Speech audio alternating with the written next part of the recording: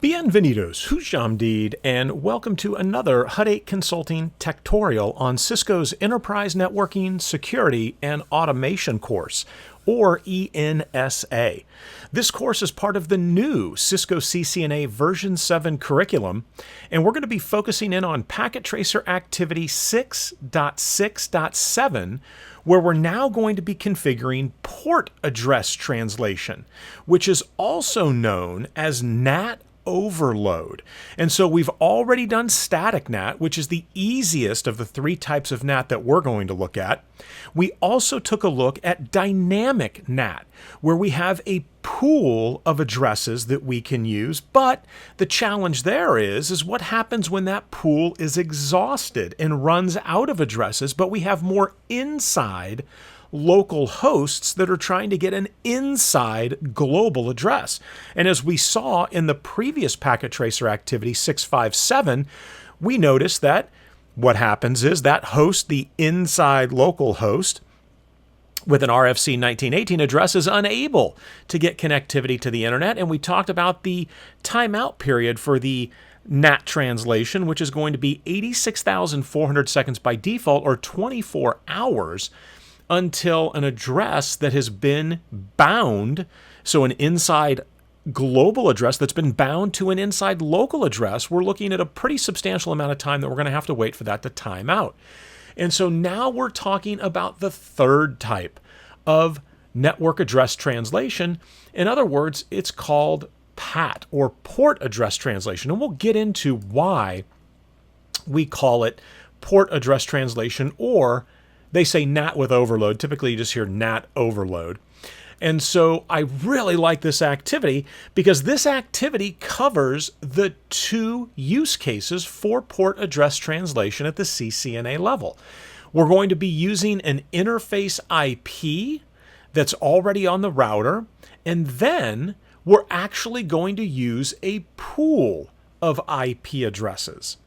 All right, so let's go ahead and dive in here. And first, we're going to configure dynamic NAT with overload, or NAT overload, aka PAT, port address translation. So we're going to start here on router 1, and it's asking us to create an access control list. And so the use case for port address translation is when you have maybe hundreds or thousands of inside local IPs, i.e. inside hosts, that need to get access to the internet, but I don't have hundreds or thousands of static IPs that I can use, and I don't have a pool that can support hundreds or thousands of IPs. Well, then I would look to use port address translation. And remember, there's a key element here when I compared static NAT. When we're using static NAT, part of that equation is also that hosts out here on the internet could or would conceivably need connectivity. They would need these internet hosts to initiate connectivity to our inside host, right? So remember that. Typically with static NAT, that's what we're doing. If you had 1,000 hosts and you wanted internet access for those inside hosts, you probably aren't going to create 1,000 static NAT entries, because by definition, that is also going to open up the option for these external internet hosts to connect through to the hosts on the inside of your network. So again, use case is going to be a major driver.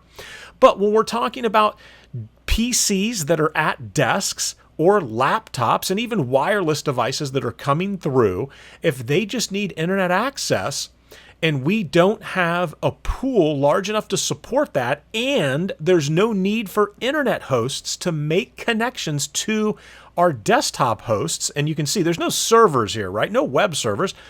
So it makes sense that we would do something like port address translation when the sheer number of inside hosts outweighs the number of external or inside global IPs that we have available. So let's get into global config here, and let's say access list 1, and they've got the commands up here, so we'll roll with it. 16.0.0.0.255, and our wildcard mask, again, the inverse of the subnet mask for the /16 network that we would be using. And we should be comfortable at this point by calculating what the inverse of the subnet mask is in order to end up with our wildcard mask.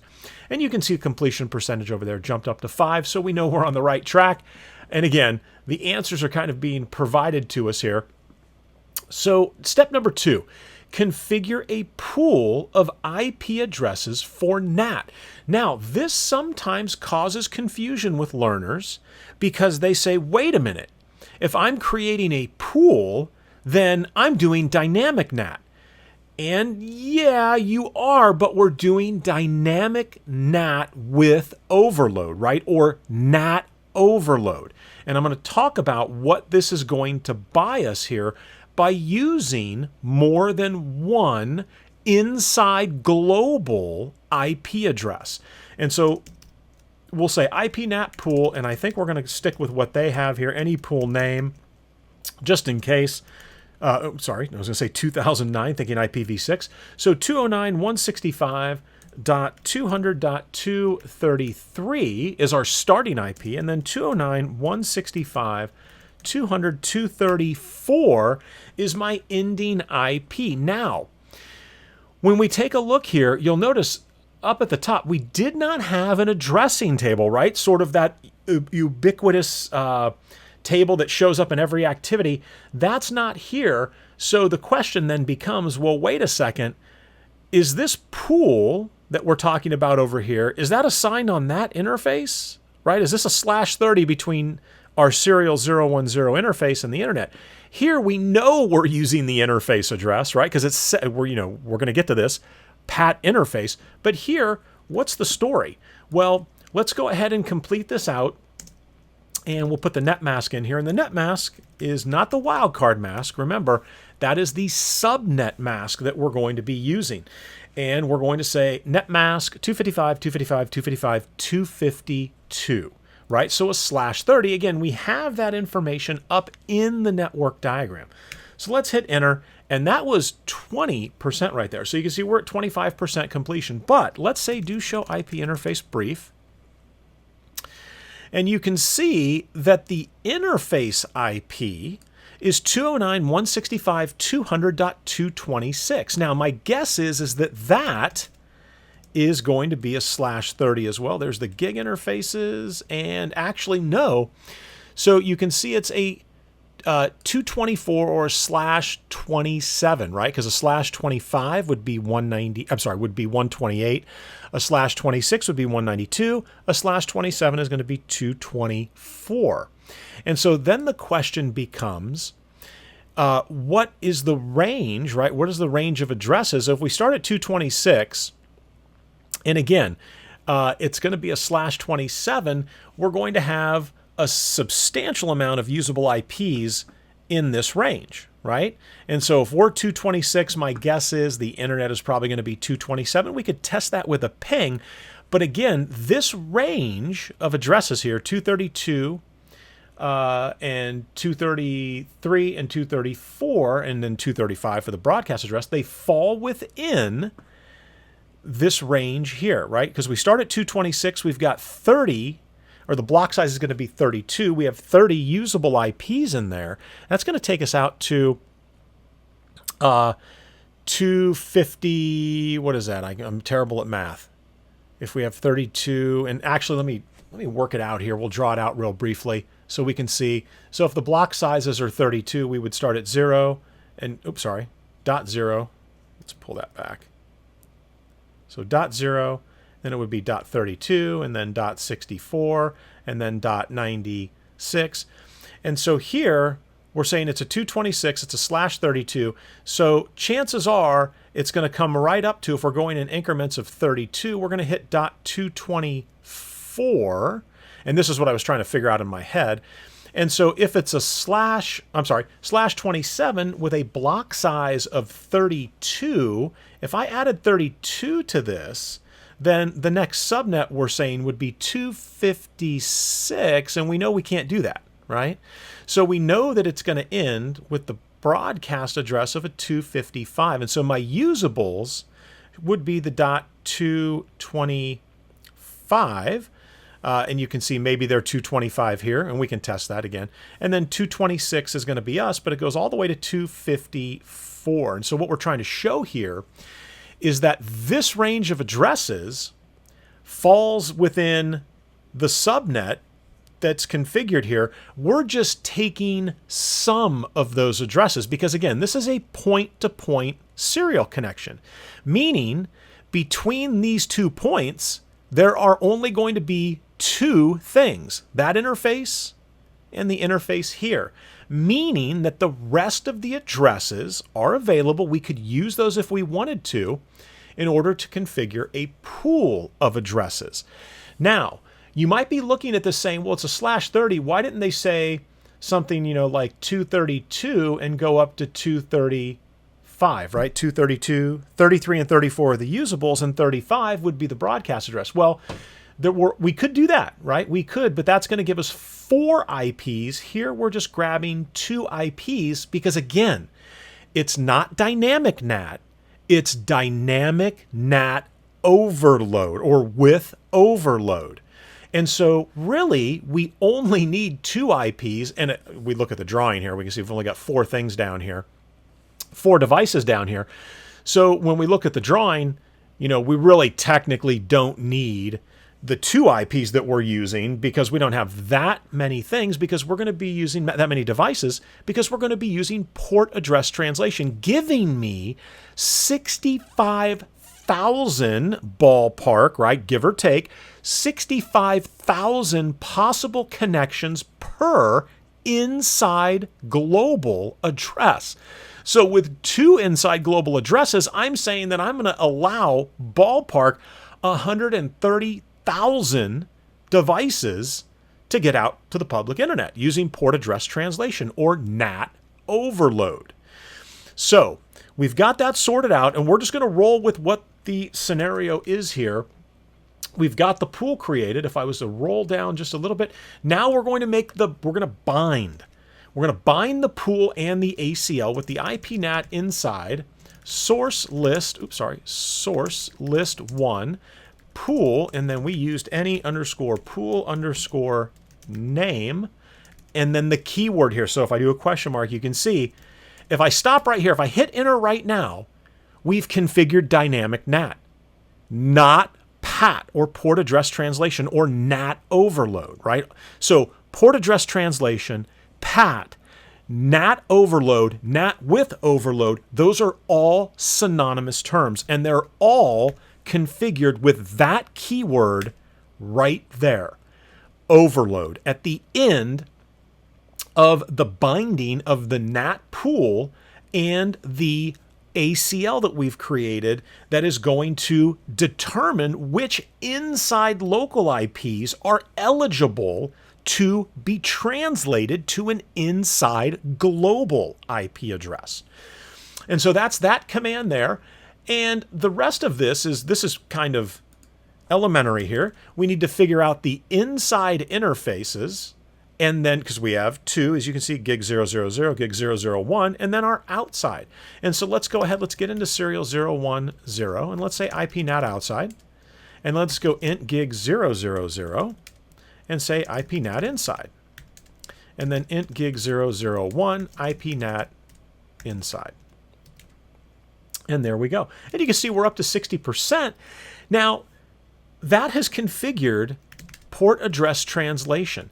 And again, we're using a pool of addresses, and each address gives us around, rough estimate, 65,000 possible connections using that one inside global IP. So if I pull PC1 up, we'll bring PC1 down here. And let's pull the command prompt up, and let me go ahead and ping 209.165.201.5. Now, we're probably going to have an address resolution protocol timeout here. We're doing an ARP, and we get our timeout, but then we've got connectivity. If I come back to router 1, I could say show IP NAT translations, and you can see that we've got some translations there. Now, what if I come over here to PC2, right? And typically what happens is we're not going to be using that second IP address. So let me take a step back here. So you can see, what IP did we grab onto here for the ping packets? Well, we grabbed onto the 209.165.200.233 as our inside global, which in the pool that we created is the first available IP. Typically, we are not going to use the second IP address until all ballpark 65,000 connections with the first inside global address have been exhausted. Because if I pull PC2 up here and we ping the same address, 209.165.201.5, you can see the ping packet goes out immediately, and let's see if Packet Tracer is going to show us what really happens. And you can see that it does, right? That we are going to continue to use this inside global IP, the first one in the range, until we have exhausted, right, or used up every single possible port that would be available to us when we're making those connections out. Now, this is a server. My guess is maybe we're able to pull up a web browser here, and let's see if that's something they're going to allow us to do. HTTP 209.165.201.5. And we'll click go, and maybe it's not a web server, just checking to see if it is. And it does not look like it is a web server. And so that's okay, because we can still ping. Now, let's go ahead and continue through, and let's take a look at part 2. It says, from the web browser of each of the PCs that use R1. Oh, hold on a second here. PC1, L1, PC2, and L2 access the web page for server 1. So then why did that not come up? HTTP 209.165.201.5. Maybe I had the wrong IP in there. I must have had the wrong IP in there. All right, so we can hit the web server, right, from PC2. Can we hit it from PC1? Let me stretch this over just a skosh. All right, so here we go. We'll say http://209.165. You know what I think I did? I think I put 1 as the last octet. Oops, sorry. All right, and we can access it. So now we come back over here. We'll take a look at the NAT translations, and you can see we're starting to gobble up these random high ports. First 1024 are typically reserved, but 1025, 26, 27, 28. And so again, we're starting to reserve these connections. So if we had thousands of users here in our network and we're using port address translation, we maybe need 2 IPs, 233 and 234, which is what we're using. And again, you can see that everything is looking good, and it actually states it down here. I believe that all 4 devices are able to communicate. We're just testing 2, but we know that that all 4 of them would work. Out of that single NAT pool, Pat will continue to use the same address until it runs out of port numbers to associate with the translation.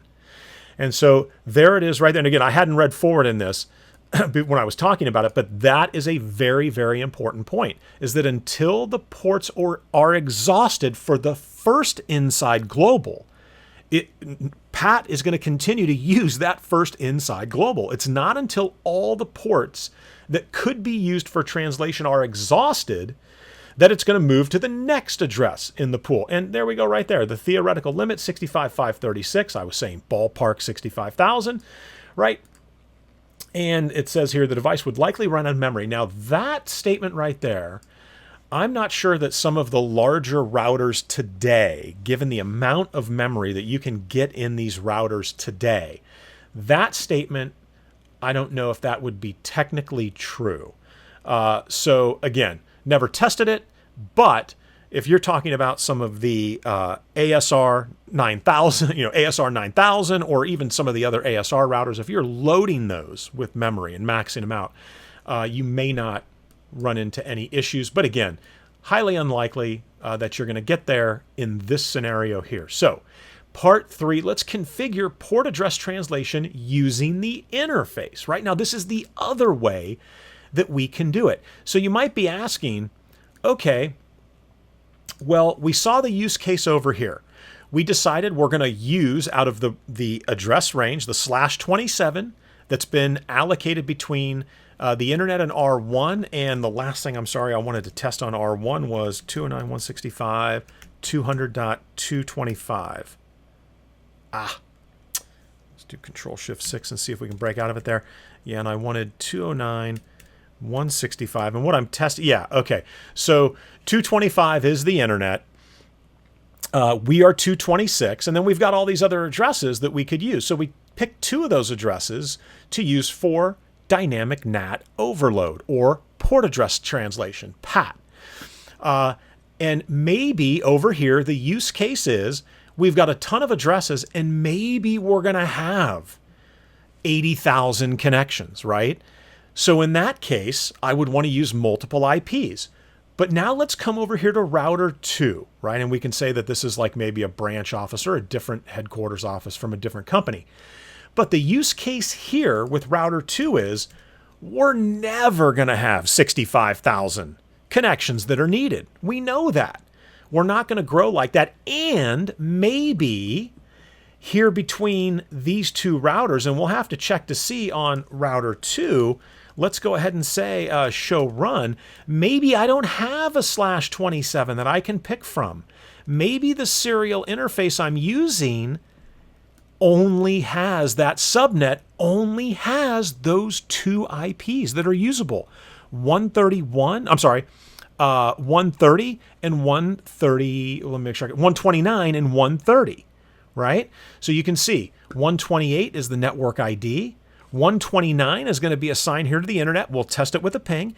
And 130 is the IP I'm using. 131 is the broadcast address. So I don't have the flexibility, right? I don't have the option to say, oh, well, I'm going to just pick 2 IPs out of the range and use those. I can't, because there's only 2 usable IPs in this subnet, which is being used on this point-to-point link, on these serial interfaces between the internet and router 2. And when that's the case, when I literally have the use of a single IP, that is going to dictate, that is forcing you, if you're going to do port or NAT, you're going to end up using port address translation when you've got multiple hosts that need outside connectivity. They're going to need an inside global IP that's publicly routable on the internet to use in order to get internet connectivity. But you don't have more than 65,000 that are going to need connectivity. And so this is where, again, for small to medium-sized businesses, enterprises, this would probably be a valid solution. But remember, you'll notice I don't have any web servers down here that need that I'm going to allow connectivity from the outside to come through to the inside. We're not doing port forwarding of any kind, which would be an option, which is actually something I do on my ASA that I have connected to my Verizon business internet, right? As I'm doing port forwarding in some cases. All right. So we've got this set up. Let's jump into router 2 here. And again, this, I would argue that this might be the second easiest thing to do next to static NAT, would be port address translation with the interface being used and not a pool of addresses. And you can see right here, it says configure 1 statement for ACL2. And so we're going to go ahead and do that. So we'll say access list 2 permit 172.16.000.0.255.255. Excuse me. And we've got that in there. And then it says associate ACL2 with the NAT interface that's going to be used. And so we say IP NAT inside source list 2 and interface serial 011. And I have to say overload, right? Because we're doing port address translation, PAT. In other words, dynamic NAT with overload. And I'll hit enter, and you can see that bumped us up to 20. I'm sorry, up to 80%. Hold on, let me take a look at this ACL because I noticed it. Oh, 17. Okay, yeah. So we're going to say no access list 2. And I noticed I didn't get any points for that access list. Access list 2 permit 172.17.0.0.255.255. Sorry about that. All right, so that took us to 85. All right, so let's make sure that we're good here. And so now what we're going to do, and we're probably going to end up ending the activity here in terms of completion percentages on router 2, we need to go in and make sure we get the right interfaces as the inside and outside interfaces. So we know that serial 011 is going to be IP NAT outside. right? Because that's where our inside global IP sits. Where did the inside local IP sit on gig 0, 000? We're probably going to get 5% for each of these. IP NAT inside and int gig 001 IP NAT outside. I'm sorry, whoops, didn't want to do that. Let's say no IP NAT outside. I wanted IP NAT inside. IP NAT inside. There we go. So completion percentage is 100. We're going to take a look and do some validation here. But again, going back to the steps. So literally, we create the ACL that is going to identify the inside local IP range that is eligible for translation to an inside global IP. And then we're going to bind that ACL to the interface, and we're indicating that we're doing overload, port address translation, and that is it. And again, we do, no matter what we do, we got to go in and say IP NAT inside or IP NAT outside and identify the interfaces on which the router should be checking to see, okay, are these source IPs eligible? These inside local source IPs, are they eligible for translation to an inside global IP address, either out of my pool or off the interface as we just did here? So now let's go ahead, we'll check PC3. We'll bring the PC down here and we're going to pull up the web page. And let's type in HTTP and we're going to say 209.165.201.5. Let's make sure that's good. And that works great.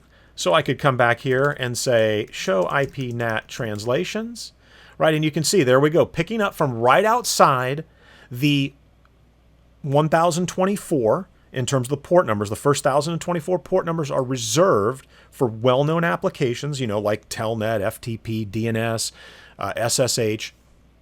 But we start at 1025, and you can see we've got the outside local and outside global IP, and we know that the destination port number is 80. And so this is exactly how router 1 and router 2 are able to differentiate. And specifically when we're talking about router 2, we're using a single IP here. Over here we've got 2, and again, we're going to use the 1 IP until it's exhausted. But if we think about it in the context of router 2, the same conversation applies to router 1 until the first inside global is exhausted. But from router 2's perspective, we only have this 1 IP. I'm sorry, I'm motioning to this. It's the 1 IP down here, 209.165.202.130, that we can use. So how is it that router 2 can differentiate the connections that are going out, and then, you know, TCP conversations, they're going to have things coming back in. And this is exactly how it does it. And this is what we call a socket. The IP import, the source IP import and the destination IP import, this is what's getting checked in all the packets that are coming in and out of the router's NAT interfaces. And this is how the router differentiates between PC3, laptop 3, PC4, and laptop 4, and how it can ensure that the traffic gets to and from the source and destination hosts without fail. And it's called, we like to call this multiplexing, right? TCP is allowing us to multiplex using a single source IP, and in this case, a single destination IP, because we could have all of these hosts down here using the same 209.165.202.130 as the source, because we're natting them using port address translation or dynamic NAT overload, and they're all going to the same 209.165.201.5.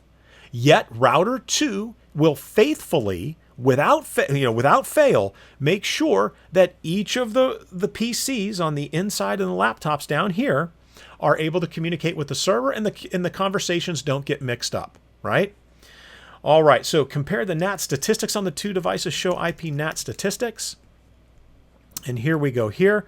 And again, we can just take a look. You can see total translations, outside interface, inside interface, hits and misses, expired translations, dynamic mappings.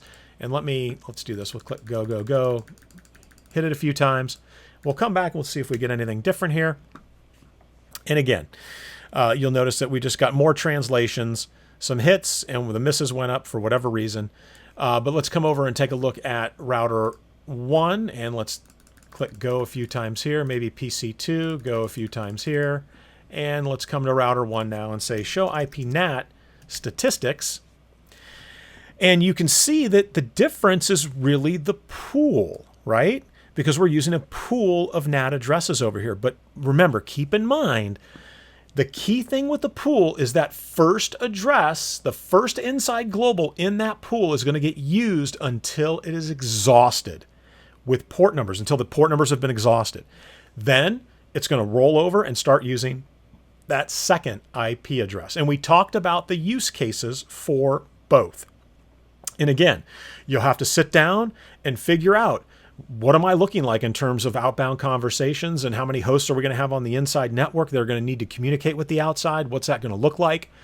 And how many, and really the driving factor is going to be, what is the subnet size going to be between myself and my service provider, right? If it's a /30, well, then you're kind of stuck, right? If you're going to use port address translation here. Excuse me. Again, not to say that you couldn't try to do some kind of a static NAT, but then you're exhausting that one IP that you've got here that you could be using. So port address translation is typically going to be the way to go. Why doesn't R2 list any dynamic mappings? And you can see here the dynamic mappings. It shows the inside source, the pool, right? There's no dynamic mappings here on router 2 because it's not dynamic. We're locked in with a single IP address, right? So there's a single IP that we're using, so it's not going to be dynamic. There's no choice between multiple inside global IPs that I can use. I can use a single inside global IP. Over here on router 1, you can see we have a pool of multiple IP addresses. And that's why the inside sources are listed out, or it says, inside source is the access list 1 pool any, or any pool name. And then we get a listing down here of the available IPs, inside globals in that pool. All right, well, that is going to do it for this activity on port address translation. I thank you so much for watching. Best of luck to you in your studies, and I hope to see you in the next video.